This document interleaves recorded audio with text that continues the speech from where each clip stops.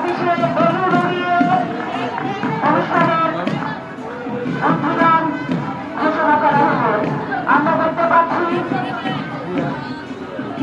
Balloon উড়ে যাচ্ছে নীল আকাশে।